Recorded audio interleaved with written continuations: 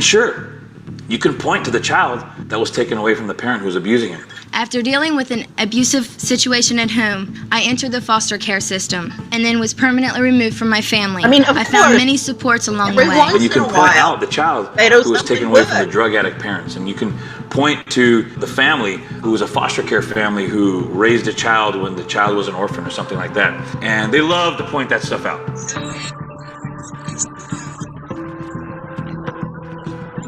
But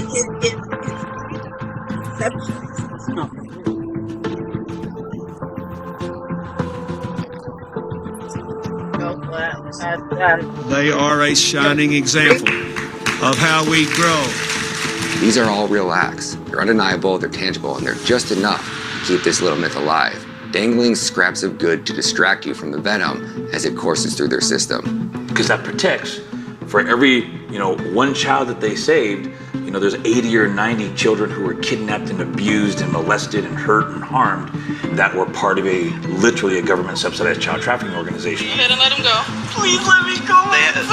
They abuse them in the foster care. They abuse them. We're taking kids from places that aren't that bad, putting them in places that aren't that good, and completely leaving out of the equation the bond between the parents and children. And it's all driven by money. These work so well.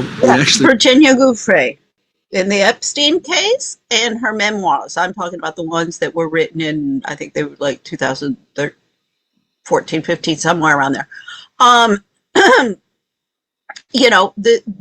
What she it exposes in her memoirs is that the child protection services, it's worse, and they're running away from those places. It's horrible in those places. And we know the shelters for abused women, oh my Lord, that's a shit show. Real shit show. A lot of money to reward the states. All of the taking of the children that is going on right now. They can take your kids away right now if they want to and get away with it. People who aren't accountable to anybody probably are going to make some mistakes. This agency has completely run amok, harassing families who are completely innocent. It destroys lives. It bankrupts people every day. It tears children from their homes. And it just so happens to be a $50 billion a year industry. Is Child Protective Services just an official government kidnapping ring? Yeah. Basically, yes. Now, if you expose this stuff, they'll try to kill you. Over the past decade, every celebrity, politician, or independent journalist who tried to expose this satanic child trafficking enterprise has turned up dead. Senator Nancy Schaefer from the state of Georgia, our neighbor to the north, she uncovered the same thing you've uncovered, the same thing we uncovered. I wrote a scathing report entitled "The Corrupt Business of Child Protective Services." The report cost me my Senate seat. Senator Nancy Schaefer of Georgia's 50th District was set to release her documentary called The Corrupt Business of Child Protective Services in 2008. They had just financed the movie documentary about all these children being wrongfully scammed by CPS. This Georgia state senator was planning to present her discoveries to the International Criminal Court when she and her husband were found shot dead in their home. The bodies of former state senator Nancy Schaefer and her husband Bruce were found today at their Habersham County home. Investigators say both had been shot. Preliminarily, it looks to be a murder-suicide. Based on evidence that doesn't add up that way, that Bruce Schaefer shot his own wife in the back, one shot, then turned the gun on himself like this, which is kind of awkward to do, with an unlicensed gun that wasn't registered to anybody when he had a registered gun in his house available to him. That apparently is what the Georgia Bureau of Investigation wants us to believe. The GBI labeled the incident a murder-suicide. Case closed. If she was a U.S. senator, what do you think they are planning to do to me?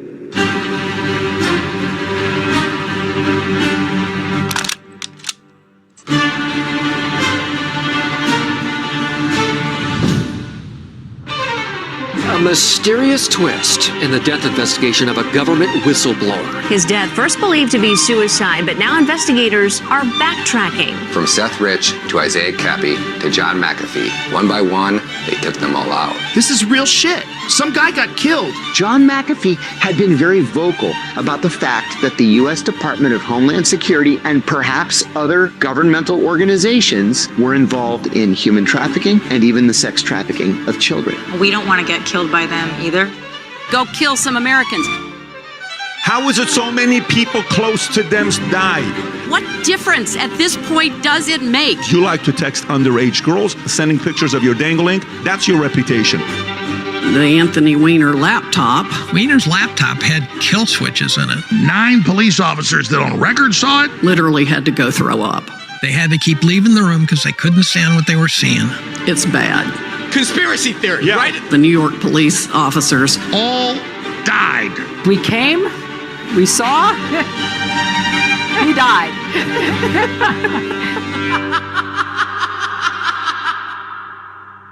Hi, Justin. I'm so thrilled that you are studying the Adoption and Safe Families Act. And you know what happened? The number of children adopted more than doubled. Meaningful progress for our country and particularly for our children. The Adoption and Safe Families Act, we have got some now guidelines that we have to move children through the system somewhat faster than we ever did before. Our government and all governments have traditionally deferred to the family and said, how you raise your children within certain limits is up to you. At what point does the state step in? And at what point does the state say, I'm sorry, you're doing a terrible job? There comes a point when the state must terminate a parent's rights if it's in the child's best interest. But once we do that, then we have to provide the professional resources for these kids.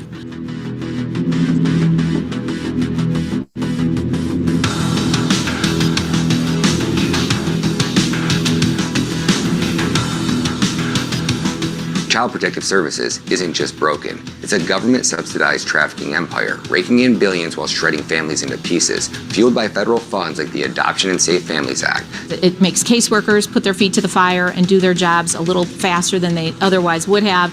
It makes courts schedule cases we hear cases now every 3 and 6 months for review. Do you really want to court a government institution to tell you how to raise your kids? Caring for children is a business.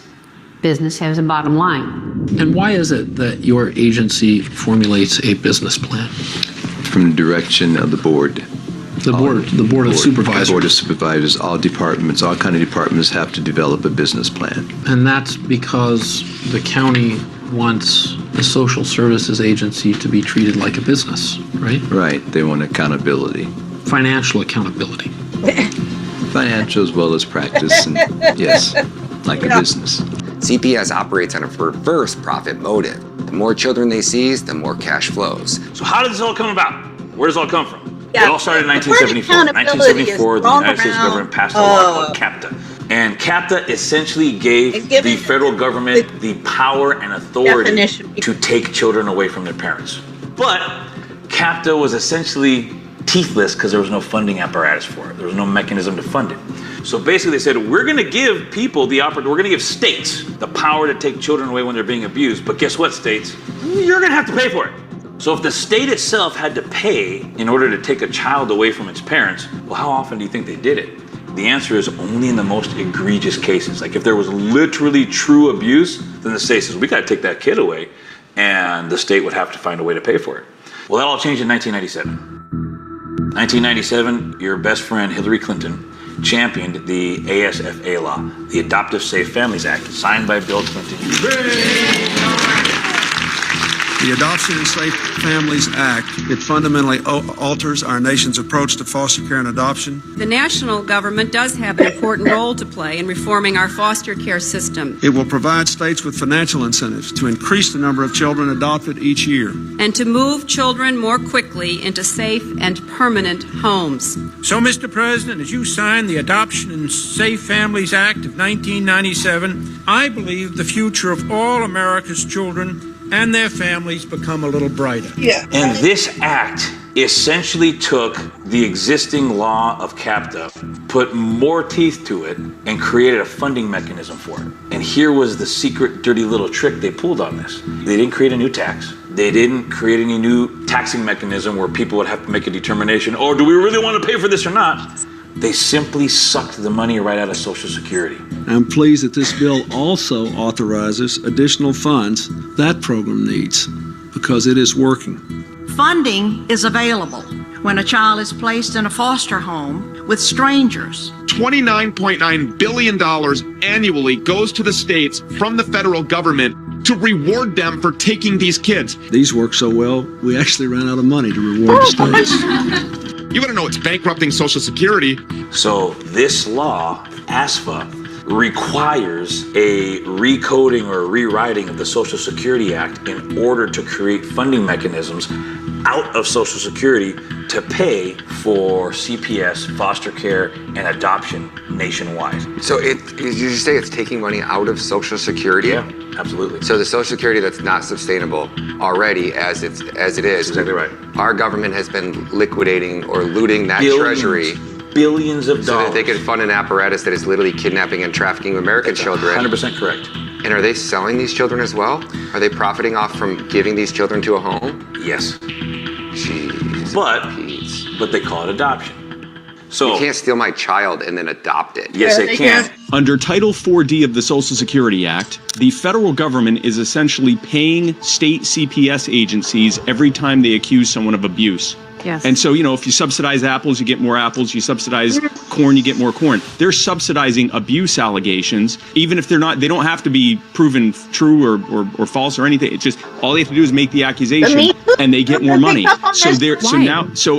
Because that's how it's set up. With recent changes at the federal level, state government gets reimbursements based upon the rate of adoptions. It's an allegation we've seen many times in our 3-year-long investigation of Kentucky CPS, that instead of trying to bring families together, the cabinet forces adoptions to earn more federal bonus money. You get praise. The cabinet praises you for terminating rights and adopting the kids out immediately. She says the concerted effort to take children away and put them up for adoption was so brazen, she actually saw someone successfully place an order for children. This is alleging kidnapping within the system. What else do you call it? If there is someone who is connected to the system and they see a child that they want, they are going to get the child. The Williams are among 4 Florida families now suing the governor and leaders of Florida's Department of Children and Families and other state foster care organizations, accusing the organizations of fabricating evidence, hiding and withholding key information, and ignoring state and federal family laws so they could snatch children from their biological families and then adopt them out to system-connected strangers. It's happening all over Florida. So this is much bigger than these 4 families. It's much bigger. The system is a lie. That's just what it is. The separation of families and the snatching of children is growing as the business grows because state and local governments have grown accustomed to having these taxpayer dollars to balance their ever-growing budgets. And by the way, this is not a red state, blue state problem. It really doesn't matter whether Democrats or Republicans are in charge. This is not about red or blue. It's entirely about getting federal green. That's literally all it is getting that subsidized money. This has a provision in here that says if the states want this money, then you guys have to pass in your own legislatures your own Child Protection Act, and you can name it whatever you want to name it, but it has to have certain provisions and meet a certain standard, and as long as you meet those certain standards, we're going to give you the money. Well, all 50 states have passed it. So the only way that the state, your agency, gets money from the federal government is if it removes that child from the home, correct? I don't know if that's the only way, but I know that's one way. Under Title 4E, what do you train your workers about how the state gets its money in relation to the work they do for your agency? What do you teach them? For the Title 4E funding, that's Yes. correct, but I don't know about the other grants and all of that stuff. Okay, the only thing we're talking about right now is the exhibit that's in front of you, Title 4E funding. In order to qualify for Title 4E funding, you train your workers that they must remove that child from the home. That's the first step, right? Yes. Then the second step you train your workers is that they must obtain from the court an order that says continuation in the home is contrary to the best interest of the child, correct? Correct. And you teach them this. If they don't follow those 2 steps, your agency does not get the money under Title 4E, correct? Correct. And that the failure to follow those 2 steps could cost the state millions of dollars, correct? Yes.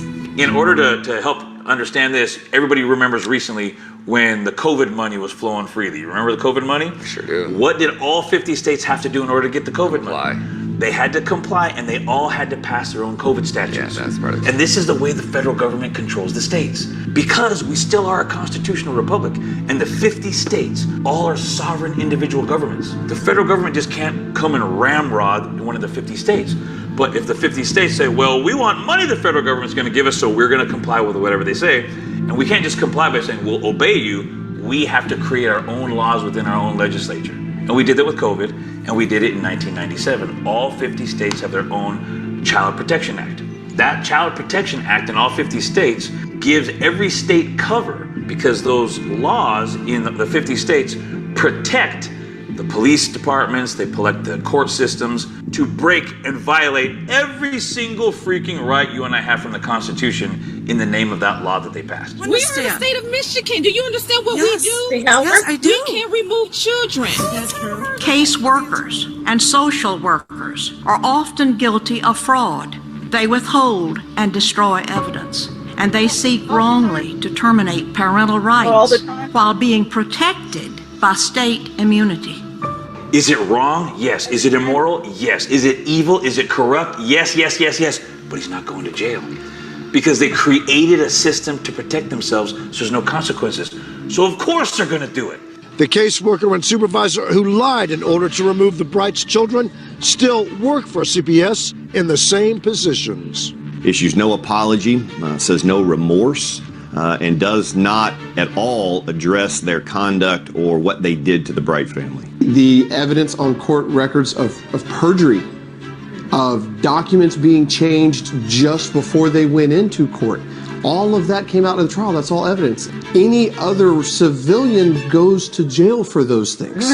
There is a huge bureaucracy made up of judges, court-appointed attorneys, guardian ad litem, social workers, state employees, court investigators, therapists, psychologists, psychiatrists, foster parents, adoptive parents, and on, who are looking to the children in state care for their job security. So if there's $1 billion sitting in this pot over here, and this police agency can't pay its bills unless it sucks enough money out of that pot, but it can't suck enough money out of that pot unless it takes enough children that year, so they can say, in order for us to do our duty that we did all year, we had to support families and family unity and family, and they're having it under all these pretty names. Of course, save the children. Save the children. And all they're doing is kidnapping children. So as long as they can check it off, we kidnapped 200 kids this year. Okay, cool. Here's $100 million for your police agency or whatever it is. I don't think anyone was like, wow, this will lead to nationwide child trafficking. I think that whoever introduced it thought that this was a good way to fund things when they first introduced it in the 70s. But what it has happened over the last few decades is you see states that are putting quotas on their caseworkers saying you have to find this many abuse accusations that you can credibly make. It's literally hitting a quota. And it's so decompartmentalized that the cops are just going, oh, I'm just going and rescuing a child and taking it from its mother. I'm not the trafficker. I'm not the one who's selling the child or putting it, you get what I'm saying? They all say that. What did they say in the Nuremberg trials? I'm just doing my job. Just obeying orders, just doing my job. The cops always use that same excuse. You're not a good faith actor. You're here to cause damage with police. Under color of law, you're here to cause trouble for me. Here's the deal. If we get involved, what's going to happen is we're going to call the SWAT team out, okay? And they're going to come and get the kids. Look, this is harassment by the government. This is a police state. Come and take my children away. You come to take my kids, my daughters away from me. You're an evil human being, taking a 1-month-old breastfeeding baby away from its mother. You're working as gangsters for the government right now. Guns and badges to enforce the will that is a legal will. Without any evidence, without any proof. Take my daughter. The cops know what it's for. Not Why are you doing this? They're financially incentivized to do it. That's just as the police agency. Take a look at doctors and hospitals. And what do you think the doctors do? Once the doctors get them, well, anybody who knows anything about doctors and popular allopathic medicine today, they don't care about you or your health. There's one question they ask: what does your insurance cover? Right? And whatever your insurance covers, wow, isn't it a miracle? That's everything we're going to do. So then none of that shocks people. But here's the point. That's private insurance. Private insurance all has a limit to what they'll cover. Guess who basically has no limit to what they'll cover in the name of saving the kids? Medicare and Medicaid. Every single child in the hands of a hospital or a doctor who is there by way of CPS have an unlimited carte blanche checkbook with Medicare and Medicaid. Anything they do is covered by Medicare and Medicaid. And do they have the legal authorization? Yes. If your kid is unvaxxed and then they now have custody of your kid, he's getting every booster vaxxed, all of it, all medical treatment, all paid for on our tax time? The answer is they are able to do anything they want to do if the doctor deems it necessary. If they believe it's in the best interest of the That's child. exactly right. Which any quack doctor at any point, any of these schools is brainwashed into going, yeah, it's in the best interest because it's also in the best interest of my paycheck. It is in the best interest of the child to be removed and medicated, usually against the parents' wishes. The family of Justina Pelletier claims their daughter was held by Boston Children's against her will. They're going after the hospital and the doctors who they say violated their civil rights. When that pediatrician that is part of this pipeline sees this child with an injury that's being caused by a sickness, they don't say, oh no, this child has this illness, we need to get them treatment immediately. They think cha-ching. They have unlimited ability to take money from us. On the other hand, you have limited resources with which to try to fight for Justina. Right. The whole system, the way it's set up, whether it's in Massachusetts or whatever, but you're fighting the state that you're in, and they've got obviously deep pockets, state of Massachusetts, DCF, but you're also fighting the hospital that's behind them. This is happening in states across the country because of a perverse funding incentive where the federal government pays Child Protective Services and everyone down that pipeline, but only if they call it abuse. Even if it turns out not to be abuse, they get money. The only abuse you've been accused of is doing what the Tufts doctors wanted you to do, and as you pointed out to me the other night, what the insurance companies paid for. Why would they pay for these procedures that were totally unnecessary? The doctors. And if that child ends up being put in foster care, they get even more money. And if that child ends up being taken away from their parents permanently and put up for adoption, they get even more money. Please let me go home right now. I need to be home with my family, and just please do it. You can do it. Please. I know you can do it. Please, right now. Please let me go home right now. That is what it looks like when someone looks at a child and doesn't see them as an individual human being. They see them as a funding opportunity. I think just looking at the images that we're seeing behind us, I mean, you look at her under the care of her family, and then you look at her under the care of the government, and it seems to be that the government's treating her as though she's a piece of property rather than a person. And when the parents get in the way because they want their child back, they see them as a political obstacle. We gotta free Justina! State of Massachusetts, get ready to have your phone lines be ringing off the hook, because now the country is enraged. She was doing better under their care than under the care of the government. We just want the government out of our lives. They say a child in the foster care system by the time they turn 18 is worth over $1 million to the government. The states pocket thousands per child funneled into the foster care and adoption pipeline, with bonuses for special need cases or quick placement. Caseworkers, overwhelmed or complicit, fabricate claims to hit their quotas. While courts are stacked with insiders, they all rubber stamp those removals. Does the court sometimes just rubber stamp these cases? I'd like to say no, but I think that it is true that sometimes not enough attention is given. They want the court to make those orders because those orders are what get them paid. I mean, does the judge get paid? The social workers are actually trained by the judiciary on what they need to say and how they need to fill out the forms in order to get the Title IV funding from the government. So the judges are in on it also. They're all drinking coffee out of the same pot. They're getting paid. They're getting paid. They're getting their salaries. They say that each state has its judge, individual rogue judge, or its individual rogue court. The whole court system is a mess. It does not protect children. After having worked in this arena for several years, I do not believe that a single child comes out whole after having been in this system. Children vanish into this leviathan of group homes, private agencies, and unvetted foster parents. Some are sold to predators under the guise of care. A child who is taken by CPS has a 700% higher probability of adopting out to a gay parent versus a child who's given up by their adopted parent.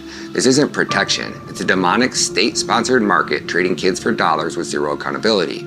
Guess where most of these children are adopted by? Most of these children are adopted by homosexual couples because other adoption agencies, Catholic agencies, Christian agencies, Mormon agencies, they don't adopt out to homosexual couples.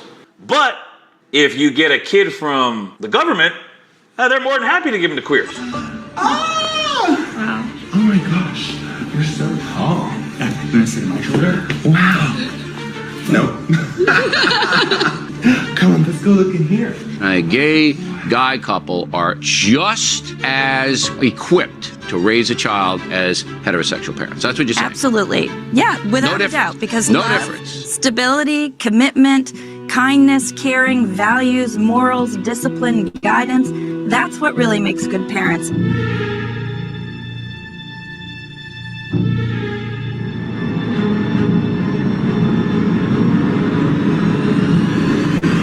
Developing now, a couple is behind bars accused of producing child porn.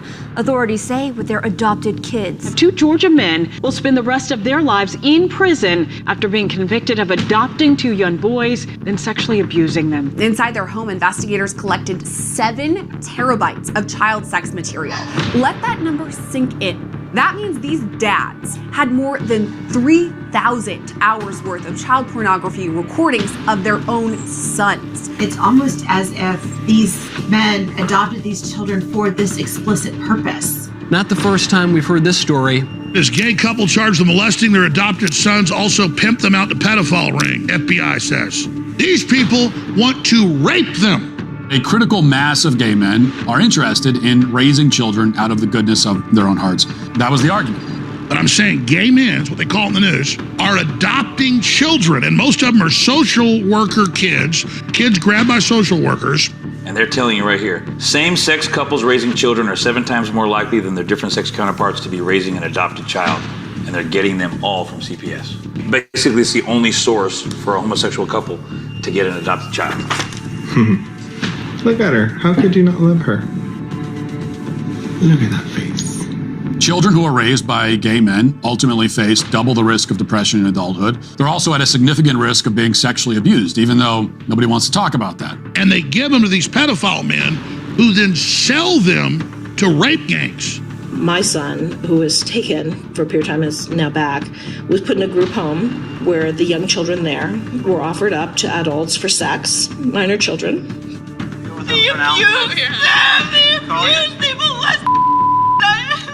And this is what happens in group homes. They're trafficked to pedophiles. And this is the practice, because selling a child over and over again is just such a lucrative business. Andrea Wood is the president of the activist group California Family Advocacy. The counties need the money. I have records of the Contra Costa County saying that they're broke, they're in financial stress, they need money, and they need to take these children away. So they're actually trying to make false allegations against parents. They're trying to force children under what's called suborned perjury to lie against their parents. It's a criminal racket. It really is. But the big racket is putting children in foster cares, group homes, and adopting children out. This is not right. You guys are doing something illegal. The machine thrives because it's untouchable. Whistleblowers are fired, parents are silenced, and records are sealed. CPS hides behind its rescue stories, but the truth is brutal, and they're not saving kids. They are harvesting them. Every dollar Congress pumps into the systems just tightens the chains, turning children into commodities and families into collateral damage. We're pulling back the curtain, exposing the beast for what it is, the world's largest, most insidious child trafficking network funded with your tax dollars. CPS, the agency you were programmed to trust, is a predator in disguise, and the United States government is the enabler. Today, we step into the heart of this betrayal with a story that will rewrite everything you thought you knew. This is the story of baby Cyrus, a child torn from his family, a casualty of CPS's ruthless machine, and through the voices of 4 family members, we'll uncover the pain, the lies, and the truth that will leave you outraged.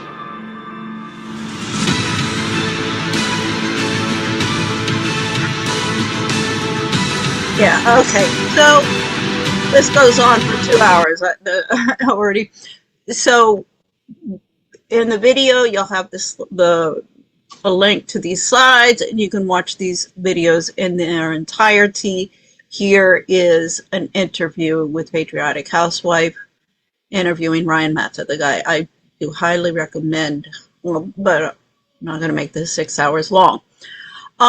So moving on, so this definitely substantiates, this is not, this poor guy, Mitch Snow, he's been involved in domestic violence or something like that. I saw Jesse on Fire particularly, he was going on that. I was like, wait a second, before you all start bashing this guy, and saying, he's lying about seeing anybody or being at Fort, what is it, what is it called?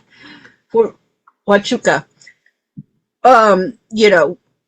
Check it out. Because,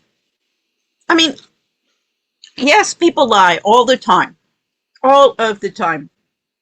And that's why it's really important to look at evidence, but also, and I've lived amongst my mom, pathological liar, my ex-husband, pathological liar, most people in my family, pathological liars, most people I know, a lot, pathological liars. And I hate it. And it's also, what is nerve-wracking is pathological liars, they lie when they don't even have to. It's so ingrained into their modus operandi that they make things up because that's what they always do. And that's why it's so easy to catch them in a lie. That's why it's also important to pay attention, whether you're in, your community and the authorities are going, no, lone bullet, none to see here, or in your families, when there are issues, let's not, this is one of the things I'm like, we don't have to take everything to the courts. If in the families, you would just pay a little bit more attention of what's going on and not let people abuse others or take advantage of others or exploit others or try and kill others, whatever the case may be. My mother was like, que sera, sera, and my mother-in-law was que sera, sera. I'm like, thanks a lot, ladies. And all of my family and friends, we don't want to be involved in any unpleasantness. Going up to the McCains. See, Eric Kirk is another Meghan McCain, Cindy and Meghan McCain. And that's what I'll have to go into. Another one, oh gosh, Arizona. See, you want to understand what's going on in Arizona, you got to look back to Goldwater in the 50s and 60s, post-World War II. Everything goes back to that. So let's take a look regarding on the child trafficking that's going on. Now, before I start this, because we all know now Erica Kirk, she had this nonprofit in Romania. Apparently they were giving presents to these girls. I'm like, well, that's you got a nonprofit just to do that? That you got to do more than that. Just pass out a bunch of presents once or twice a year. I've been involved in a lot of this stuff particularly when I was in Colombia. So, I won't get started on that. So that's already okay. What's going on with this nonprofit? Now, having said that, what's going on here, this gets into international child trafficking, sex trafficking, more of what everybody likes to think is the politically correct definition of the international sex trafficking, child exploitation. This is what everybody wants, and this is the extreme, and this is, in the international arena. And unfortunately, yes, the military is highly involved in that. Intelligence agencies are highly involved in that as well, either as principals or as accessories So, and then as we'll see, I mean, one of the things that the in-depth study on all forms of violence against women by the UN exposes is that it is women who are the principals in the trafficking of women and children. So we'll see that again. You know, a lot of times it's the families. Bulk of trafficking is done from the families. So anyway, let's go into this one. When prediction markets become sports books, they put consumers and the integrity of sports at risk. Prediction markets are undermining state authority and targeting teenagers with no safeguards. It's time for the CFTC to do its job and stay out of sports betting. Big media and big government are censoring the truth. President Trump defeated the fake news monopoly through local news and voices. And the Nexstar Tegna deal helps to finish the fight by creating more local news. Keep news local for a greater America. Hello and welcome back to Trigger Smart. Now this one is going to be maybe a trigger for some people. So if you cannot handle talking about human exploitation, then this would be your time to leave.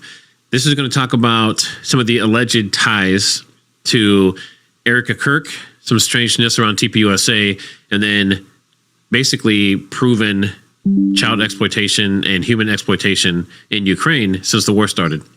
Now, of course, I have to preface this by saying that these are just allegations. This is just content that's out on social media. There's no proof in some of the cases of some of the things that are going on. So always do research for yourself, and let's get into it. So we start off with this video here. This is a gentleman that was on Redacted, and he has a claim that is very interesting. Now you have evidence that these people had character questions long before the assassination, and we should not forget that and allow them to just have this protection of discipleship. Can you tell us what you found about the allegations about Boyer long before the shooting?